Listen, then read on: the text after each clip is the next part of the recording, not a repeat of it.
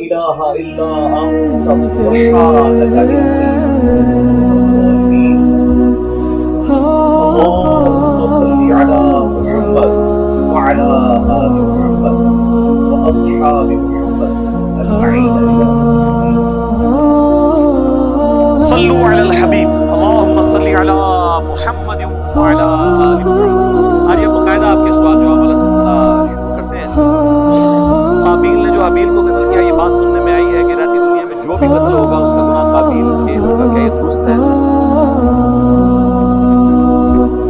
اچھا، اور وہ آگے کہتے ہیں نہیں، یہ تو چونکہ اس نے پہلی سنت جاری کی تھی تو اعتراض وہ کرتے ہیں کہ اس نے ترغیب تو نہیں دلائی باقی قتل.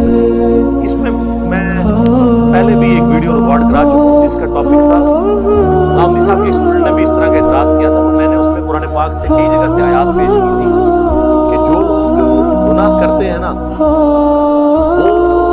اپنا بوجھ تو اٹھائیں گے اور اپنے فالوورز کا بھی اٹھائیں گے. وہ کہتے ہیں وہ تو ٹھیک ہے، لیکن قابیل نے آج کے کسی قاتل کو تو نہیں مارا. چونکہ دین کا سورس قرآن اور سنت دونوں ہیں، تو سنت میں یہ چیز آئی ہے. صحیح بخاری اور مسلم دونوں میں حدیث ہے کہ جس نے کوئی برا طریقہ ایجاد کیا نا اس پر اس کا وبال ہوگا، اور جتنے لوگ اس پہ عمل کریں گے اس کا وبال بھی اس پہ ہوگا، کیونکہ وہ پائنیئر. ایک تو صحیح مسلم ہے نا جس نے اچھا طریقہ جاری کیا وہ بھی ہے، ایک متفق علیہ حدیث. چونکہ قابیل یہ جو حدیث ہے نا یہ بخاری مسلم دونوں میں ہے کہ جب بھی کوئی ابن آدم قتل ہوتا ہے تو اس قتل کا وبال قابیل پر بھی جاتا ہے، چونکہ وہ پائنیئر ہے اس قتل کا.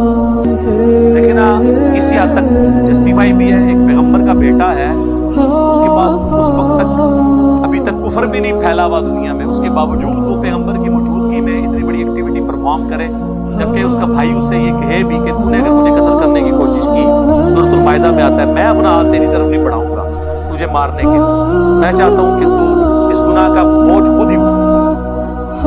یہ چیز بالکل واضح ثبوت ہے کہ اس نے جو ایکٹیویٹی پرفارم کی وہ بہت بڑے لیول. اب یہ اللہ کا اصول ہے، اس کو ہم چیلنج نہیں کرتے. اللہ کی صفت عدل کوئی اس سے چیلنج نہیں. کل کو آپ یہ کہیں گے کہ ایک شخص 60 سال دنیا میں شرک کرتا ہے اور قرآن یہ کہتا ہے کہ وہ ہمیشہ کے لیے جہنم میں جائے گا، ہونا تو چاہیے کہ آخرت میں صرف 60 سال کے لیے جہنم میں جائے. یہی کہیں گے نا آپ لاجیکلی.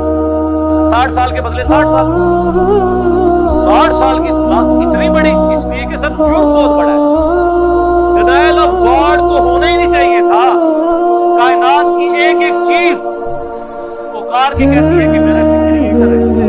اور جس طرح اللہ اس دور کے اندر گاڈ ارائزز ہوا ہے، آج سے اس نے سوچا بھی نہیں. اس میں میری کئی ایک ویڈیوز ہیں، اس لیے جرم بھی بہت بڑا ہے. اسی طریقے سے قتل ناحق بھی بہت بڑا جرم. حتیٰ کہ بلوغ میں حدیث ہے کہ اللہ نے یا تو شرک معاف نہیں کرنا یا قتل ناحق معاف. ذہن میں رکھیں، وہ اللہ کا حق ہے، یہ انسانیت کا حق ہے. انسانیت دو چیزوں پہ چل رہی ہے، احترام جان اور احترام مال.